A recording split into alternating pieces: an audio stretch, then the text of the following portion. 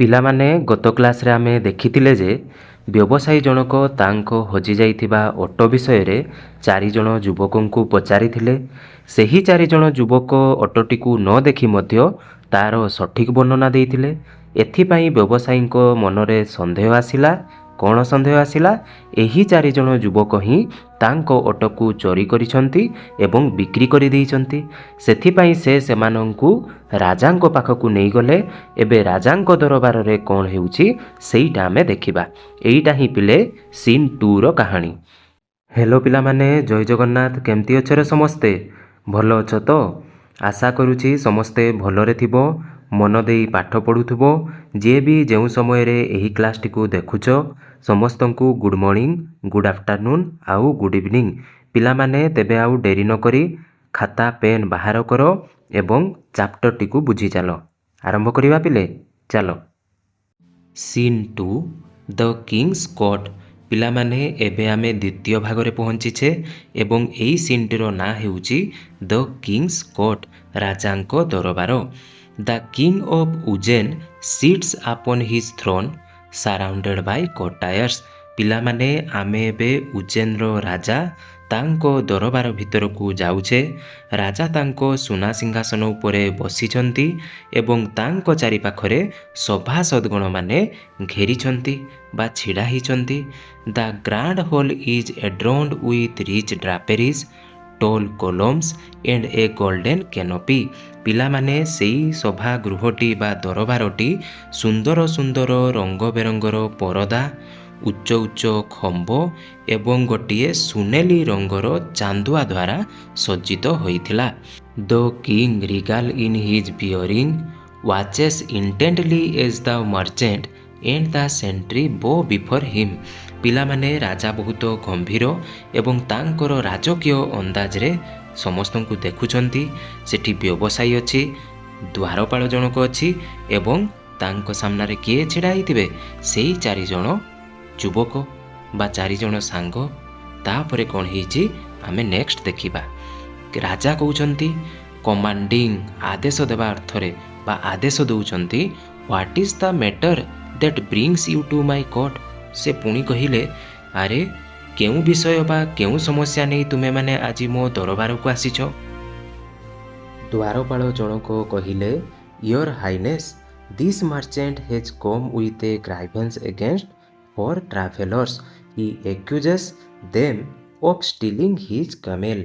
ସେଇଠୁ ଦ୍ୱାରପାଳ ଜଣକ ବା ଜଗୁଆଳି ଜଣକ ରାଜାଙ୍କୁ ପ୍ରଣାମ କରି କହିଲେ, ମହାରାଜ, ଏହି ବ୍ୟବସାୟୀ ଜଣକ 4 ଜଣ ପଥଚାରୀ ବା ଯାତ୍ରୀଙ୍କ ବିରୋଧରେ ଏକ ଅଭିଯୋଗ ନେଇ ଆସିଛନ୍ତି।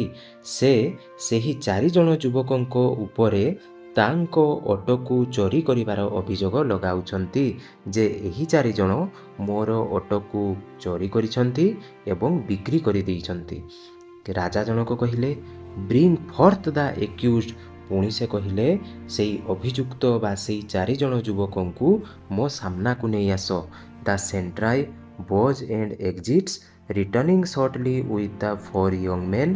ଦେ bow respectfully before the king ମେଣ୍ଟେନିଂ କାମ୍ ଡେସ୍ପାଇଟ୍ ଦ ଏକ୍ୟୁଜେସନ୍ ଏଗେନ୍ଷ୍ଟ ଦେମ୍। ଦ୍ୱାରପାଳ ଜଣକ ରାଜାଙ୍କୁ ନମସ୍କାର କରି ବାହାରକୁ ଗଲେ ଏବଂ ଅଳ୍ପ ସମୟ ଭିତରେ ସେହି 4 ଜଣ ଯୁବକଙ୍କୁ ସାଙ୍ଗରେ ନେଇ ଆସିଲେ। ସେହି ଯୁବକମାନେ ରାଜାଙ୍କ ଆଗରେ ସମ୍ମାନର ସହ ନମସ୍କାର କଲେ। ଏତେ ବଡ଼ ଚୋରି ଅଭିଯୋଗ ଥିଲେ ବି ସେମାନେ ଟିକେ ବି ଡରି ନଥିଲେ, ବରଂ ବହୁତ ଶାନ୍ତ ଏବଂ ଧୈର୍ଯ୍ୟର ସହିତ ସେଇଠି ଛିଡ଼ା ହେଇଥିଲେ। ବୁଝି ହେଇଛି ପିଲେ? ନେକ୍ସଟ ଦେଖିବା ତେବେ।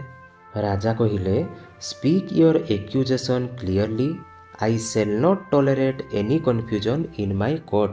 ରାଜା ଟିକିଏ ଗମ୍ଭୀର ସ୍ୱରରେ କହିଲେ, ତୁମର ଏକ୍ୟୁଜେସନ୍ ବା ଅଭିଯୋଗ କ'ଣ ସେଇ କଥା ମୋତେ ସ୍ପଷ୍ଟ ଭାବରେ କୁହ।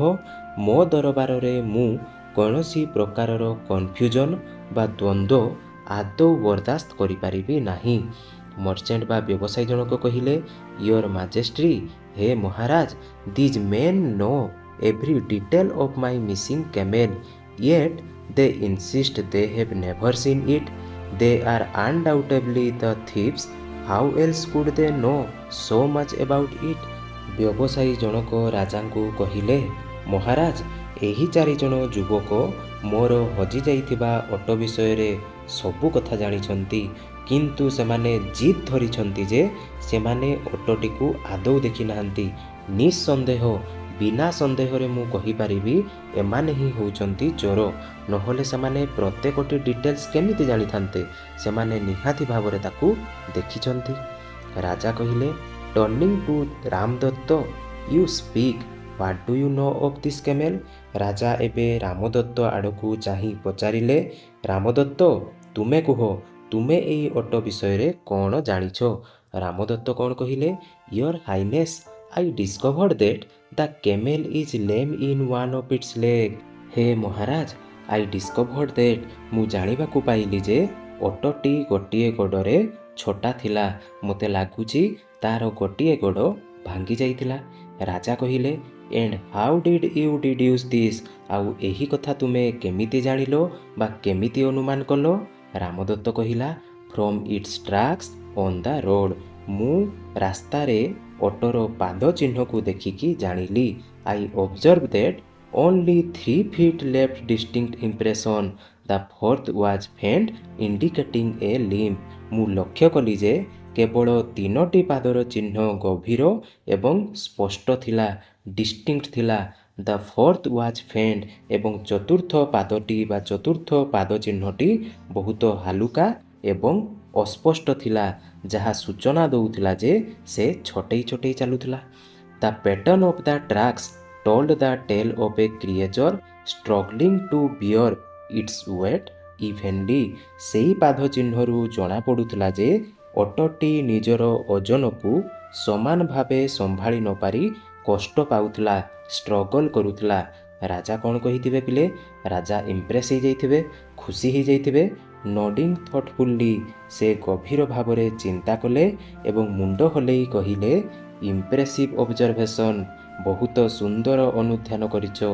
ୟୁ ହ୍ୟାଭ୍ ସାର୍ପ ଆଇଜ୍, ତୁମର ଆଖିଗୁଡ଼ିକ ତୀକ୍ଷ୍ଣ ବା ତୁମର ନଜର ବହୁତ ବଢ଼ିଆ। To Shivdatt, and what of you, what did you design about this camel? ତାପରେ ରାଜା, ଯିଏକି ଆମର ସେକେଣ୍ଡ ପର୍ସନ୍, କିଏ ପିଲେ? ଶିବଦତ୍ତ, ତାଙ୍କୁ ସେ ପଚାରିଲେ, ଆଉ ତୁମ କଥା କୁହ, ତୁମେ ଏହି ଅଟୋ ବିଷୟରେ କ'ଣ ଜାଣିପାରିଲ? ଶିବଦତ୍ତ କହିଲା, I observe that the camel was blind in its right eye, your majesty. ହେ ମହାରାଜ, ମୁଁ ଲକ୍ଷ୍ୟ କଲି ଯେ ଅଟୋଟି ତାର ଡାହାଣ ଆଖିରେ ଦେଖିପାରୁନଥିଲା ବା ଅନ୍ଧ ଥିଲା। ରାଜା ପଚାରିଲେ, how did you arrive at this conclusion? ତୁମେ ଏହି ସିଦ୍ଧାନ୍ତରେ ବା ଏହି କନକ୍ଲୁଜନରେ କେମିତି ପହଞ୍ଚିଲ? ତୁମେ ଏହି କଥାଟି କେମିତି ଜାଣିବାକୁ ପାଇଲ? ଶିବଦତ୍ତ କହିଲା, it had nibbled only on the foliage to the left of the road.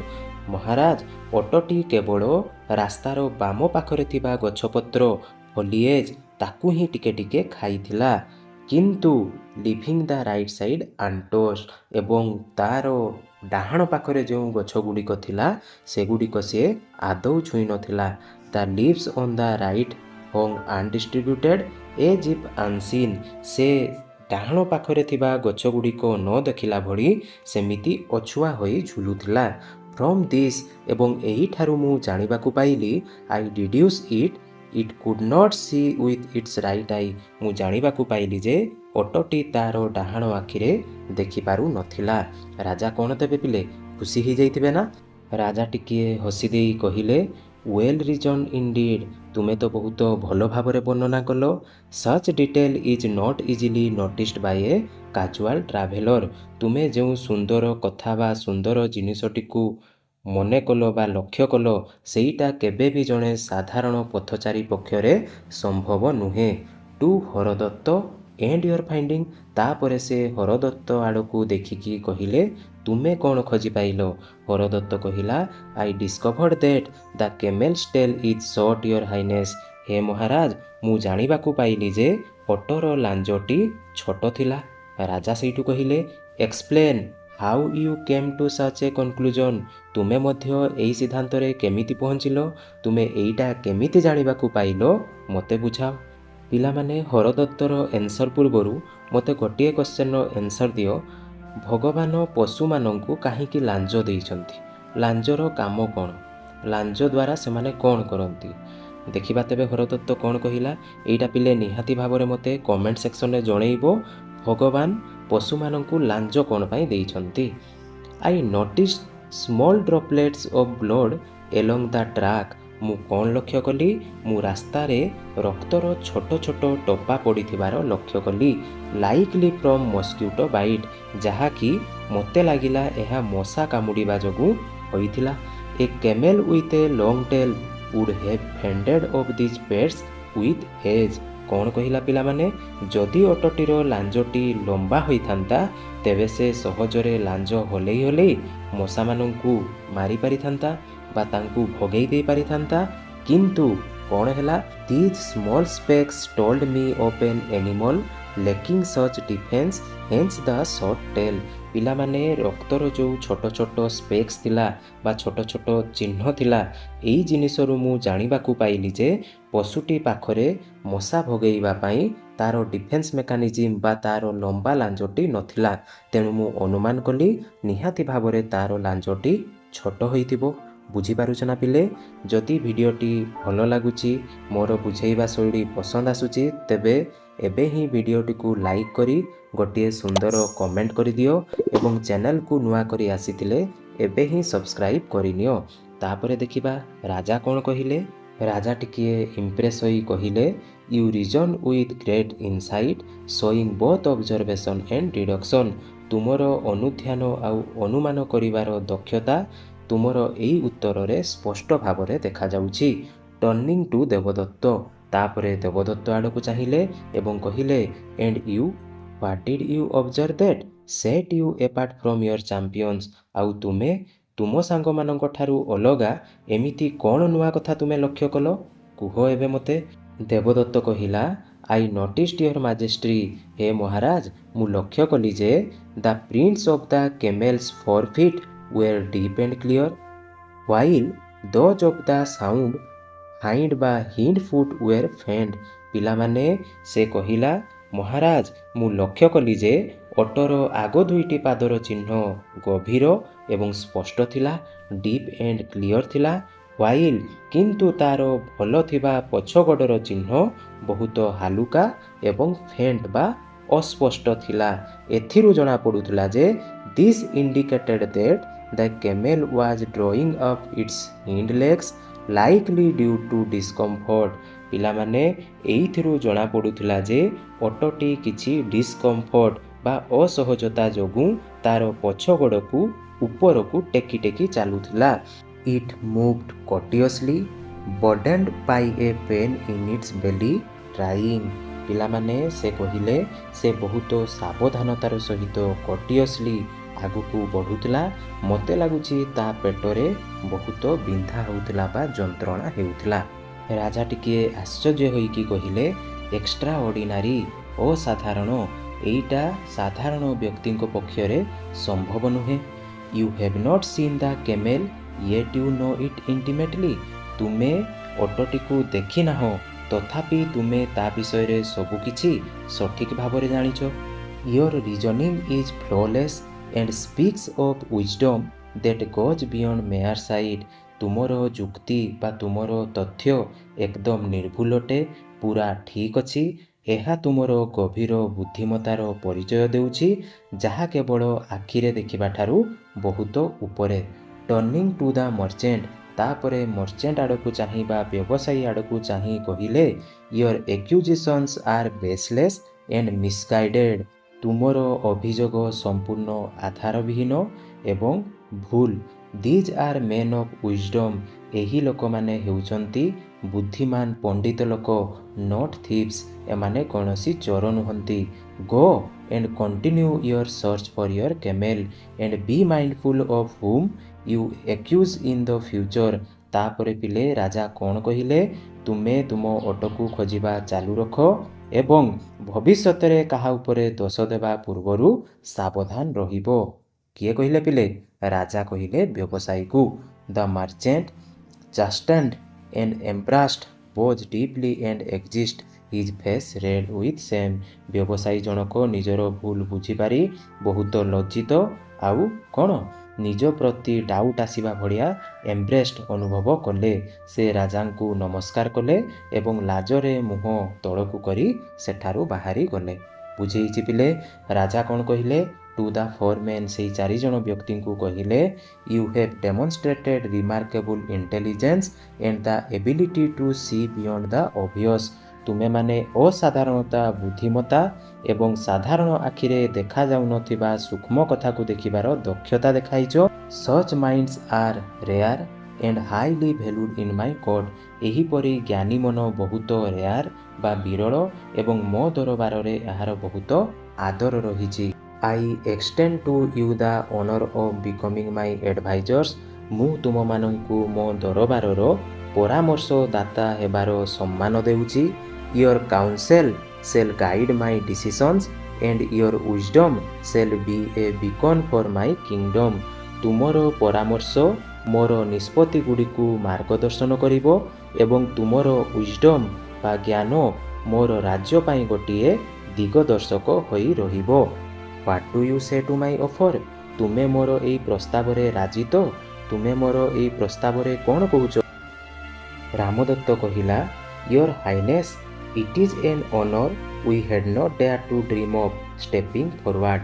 Ramdatta ଟିକିଏ ଆଗକୁ ଆସି କହିଲା, ମହାରାଜ, ଆପଣ ଆମକୁ ଯେଉଁ ବଡ଼ ପଦବୀ ବା ସମ୍ମାନ ଦେଉଛନ୍ତି, ଏକଥା ଆମେ କେବେ ସ୍ୱପ୍ନରେ ବି ଭାବିନଥିଲୁ। ଶିବଦତ୍ତ କହିଲା, we are humbled and deeply grateful for your trust in our abilities. ଆମ ବୁଦ୍ଧି ଉପରେ ଆପଣ ଏତେ ବଡ଼ ବିଶ୍ୱାସ ରଖିଥିବାରୁ ଆମେ ଆପଣଙ୍କୁ ବହୁତ ବହୁତ ଧନ୍ୟବାଦ ଦେଉଛୁ। ହରଦତ୍ତ କହିଲା, to serve a wise and just ruler like yourself is a privilege we accept with all our hearts. ଆପଣଙ୍କ ଭଳି ଜଣେ ବୁଦ୍ଧିମାନ ଏବଂ ନ୍ୟାୟପରାୟଣ ରାଜାଙ୍କ ସେବା କରିବା ଆମ ପାଇଁ ବହୁତ ବଡ଼ ସୌଭାଗ୍ୟର କଥା। ଏହାକୁ ଆମେ ମନ ପ୍ରାଣରୁ ଗ୍ରହଣ କରୁଛୁ। ଦେବଦତ୍ତ କହିଲା, we shall dedicate our self to your service offering our insights and counsel in all matters you see fit. ଦେବଦତ୍ତ କହିଲେ, ଆମେ ଆପଣଙ୍କ ସେବାରେ ସବୁବେଳେ ନିୟୋଜିତ ରହିବୁ। ଆପଣ ଯେଉଁ କାମରେ ଚାହିଁବେ ସେଥିରେ ଆମେ ସଠିକ୍ ପରାମର୍ଶ ଏବଂ ବୁଦ୍ଧି ଦେଇ ଆପଣଙ୍କୁ ସାହାଯ୍ୟ କରିବୁ। ରାଜା କ'ଣ କଲେ? ରାଇଜିଂ ଫ୍ରମ୍ ହିଜ୍ ଥ୍ରୋନ୍, ନିଜ ସିଂହାସନରୁ ଉଠି ପଡ଼ିଲେ। Then let it be known across the kingdom that four new advisers stand by my side. ନିଜ ସିଂହାସନରୁ ଉଠି ଠିଆ ହେଲେ ଏବଂ ଘୋଷଣା କଲେ ଯେ, ପୁରା ରାଜ୍ୟ ସାରା ସବୁ ଲୋକ ଜାଣି ରଖନ୍ତୁ, ଆଜିଠାରୁ ଏଇ 4 ଜଣ ବୁଦ୍ଧିମାନ ଯୁବକ ମୋର ନୂଆ ମନ୍ତ୍ରୀ। ତାପରେ ସେ କହିଲେ, may your wisdom shine upon Ujjain and guide us to prosperity. ତୁମମାନଙ୍କ ବୁଦ୍ଧି ଯୋଗୁଁ ଆମ ଉଜ୍ଜୈନ ରାଜ୍ୟର ସବୁବେଳେ ମଙ୍ଗଳ ଏବଂ ଉନ୍ନତି ହେଉ। The court erupts in applause as the king step down to greet his new advisers. The four men stand proud and humbled, their journey fulfilled in a manner they had never anticipated. ରାଜା ତଳକୁ ଓହ୍ଲାଇ ଆସି ନିଜର ନୂଆ ଉପଦେଷ୍ଟାମାନଙ୍କୁ ସ୍ୱାଗତ କଲେ ଆଉ ସମଗ୍ର ରାଜସଭା ତାଳି ମାରି ଖୁସି ପାଳନ କଲା। ସେହି 4 ଜଣ ଯୁବକ ବହୁତ ଗର୍ବ ଏବଂ ନମ୍ରତାର ସହ ଛିଡ଼ା ହେଲେ। ସେମାନଙ୍କର ଏହି ଯାତ୍ରା, ସେମାନେ ଯେଉଁ ଘରୁ କାମ ଆଶାରେ ବାହାରିଥିଲେ, ଏମିତି ଏକ ସୁନ୍ଦର ମୋଡ଼ ନେବ ବୋଲି ସେମାନେ କେବେ ବି ସ୍ୱପ୍ନରେ ଭାବିନଥିଲେ। ତେବେ ପିଲାମାନେ ଏହିପରି ଭାବରେ ସେହି 4 ଜଣ ଯୁବକ ନିଜର ତୀକ୍ଷ୍ଣ ଆଖି, ସଠିକ୍ ଲକ୍ଷ୍ୟ କରିବା ଶକ୍ତି ଏବଂ ବୁଦ୍ଧିମତା ଯୋଗୁଁ ନିଜକୁ କେବଳ ନିର୍ଦ୍ଦେଶ ପ୍ରମାଣ କଲେନି, ବରଂ ରାଜାଙ୍କ ଦରବାରରେ ବଡ଼ ମନ୍ତ୍ରୀ ବା ଉପଦେଷ୍ଟା ହୋଇପାରିଲେ। ପିଲାମାନେ ଏହି ଗପରୁ ଆମେ କ'ଣ ଶିଖିଲେ? ଆମେ ଶିଖିଲେ ଯେ ସବୁବେଳେ ନିଜ ଚାରିପାଖକୁ ଭଲ ଭାବେ ଲକ୍ଷ୍ୟ କରିବା ଉଚିତ ଏବଂ ପ୍ରତ୍ୟେକ ପରିସ୍ଥିତିରେ ନିଜ ବୁଦ୍ଧିକୁ ବ୍ୟବହାର କରିବା ଉଚିତ। ଜ୍ଞାନ ଓ ବୁଦ୍ଧି ହିଁ ମଣିଷକୁ ସବୁଠାରୁ ବଡ଼ ସଫଳତା ଦେଇଥାଏ। ପିଲାମାନେ, ଆଶା କରୁଛି ସିନ୍ 2ର ଏହି ମଜାଦାର ଗପ ଏବଂ ଏନିମେସନ୍ ସହିତ ବହୁତ ଭଲ ଭାବରେ ବୁଝା ପଡ଼ିଥିବ। ନେକ୍ସଟ କ୍ଲାସ୍ରେ ଆମେ ଏହି ଚାପ୍ଟରର କ୍ୱେଶ୍ଚନ୍ ଆନ୍ସର୍ ଗୁଡ଼ିକୁ ମଧ୍ୟ ଏମିତି ସହଜ ଭାଷାରେ ଆଲୋଚନା କରିବା। ଯଦି ଆଜିର ଏହି କ୍ଲାସ୍ଟି ତୁମମାନଙ୍କୁ ଭଲ ଲାଗିଥାଏ, ତେବେ ଭିଡ଼ିଓକୁ ଲାଇକ୍ କର, କମେଣ୍ଟ କର ଏବଂ ନିଜ ସାଙ୍ଗମାନଙ୍କ ସହିତ ପ୍ରଚୁର ମାତ୍ରାରେ ସେୟାର କର। ଚ୍ୟାନେଲକୁ ଯଦି ନୂଆ କରି ଆସିଛ ଏବେ ହିଁ ସବସ୍କ୍ରାଇବ୍ କର। ପିଲାମାନେ ଆଜି ପାଇଁ ତେବେ ଏତିକି ଥାଉ। ପୁଣି ଦେଖା ହେବ ନେକ୍ସଟ କ୍ଲାସ୍ରେ। ସେତିକି ଯାଏ ରହୁଛି। ଜୟ ଜଗନ୍ନାଥ।